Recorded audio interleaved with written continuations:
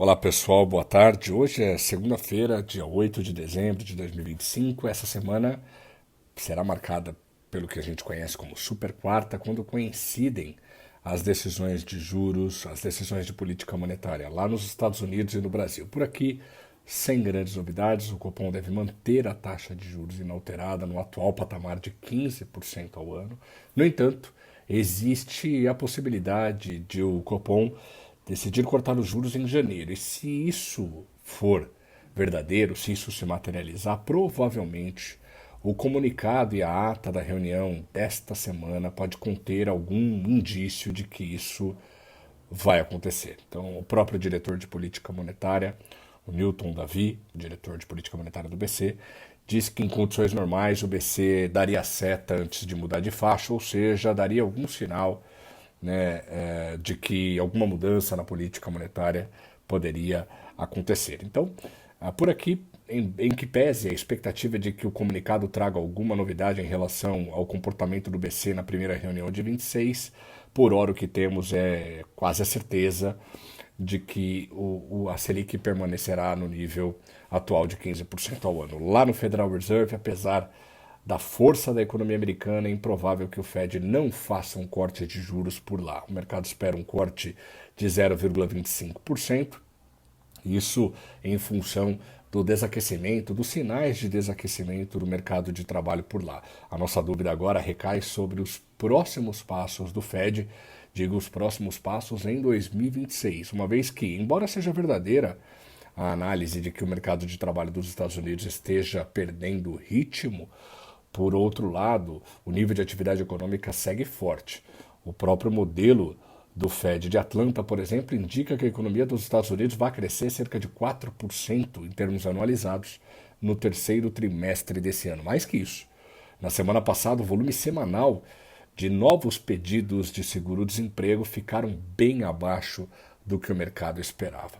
Então, menos pessoas pedindo seguro-desemprego significa um mercado de trabalho ainda resiliente, desacelerando, mas ainda resiliente. Voltando aqui para o Brasil, já que é semana de super quarta, o Copom, o mercado avalia, e eu acho que isso é verdadeiro também, acho que essa postura do Copom é bastante conservadora, isso porque as nossas estimativas apontam para o IPCA em 0,17% em novembro.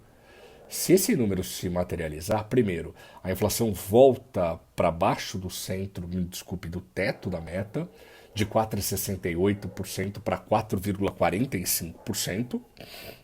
E esse número de novembro, 0,17, terá sido, se ele se materializar, né, terá sido menor para o mês desde 2018, o segundo menor para o mês desde 1998. Ou seja, existem sinais claros de que o processo de desinflação continua. A inflação segue aumentando, mas em ritmo cada vez mais vagaroso. A inflação tem convergido para níveis baixos, para padrões brasileiros, níveis bem baixos. Ainda está bem perto do teto da meta, porque a meta é bastante audaciosa, já falamos muito sobre isso aqui, mas existe um processo de desinflação que, inclusive, já daria suporte para que o Copom comece o ciclo de cortes de juros esse mês. O que não deve acontecer, como eu já disse anteriormente. Bom, no que diz respeito ao nível de atividade econômica, essa semana também será marcada pela divulgação dos dados do setor de serviços e do comércio varejista. A gente espera crescimento para os dois. Um crescimento um pouco mais brando para o setor de serviços, que está na máxima histórica e pode engatar o nono avanço mensal consecutivo, e um crescimento de 0,3% para o comércio varejista. O comércio varejista já encontra-se num outro momento, está meio estável ali, apontando até para baixo. Considerando as quedas recentes, há espaço, e os indicadores antecedentes, obviamente, tem espaço para um crescimento de 0,3% na passagem de setembro para outubro, os dados do setor de serviços também. Crescimento de 0,1% projetado aqui na passagem de setembro para outubro. Bem, olhando lá para fora, acho que os principais indicadores vêm da China. Em primeiro lugar, já foram divulgados os dados da balança comercial, mais de 111 bilhões de dólares em um único mês de superávit comercial. Isso no mês de novembro. Apesar de o superávit ser interpretado como um número positivo, e de fato o é, os componentes dessa balança comercial é que chamam a atenção. O volume de importações em termos anuais aumentou apenas 1,9%, e é um crescimento bem abaixo do que o mercado esperava, 2,8%. Isso traz dúvidas sobre o ritmo de crescimento da economia chinesa. Por outro lado, o volume de exportações cresceu consideravelmente na passagem de outubro para novembro.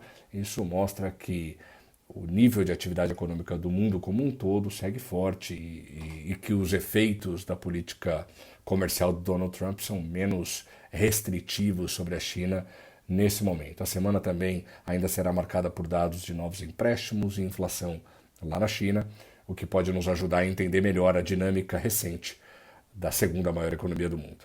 Volto para falar com vocês ao longo da semana. Um abraço.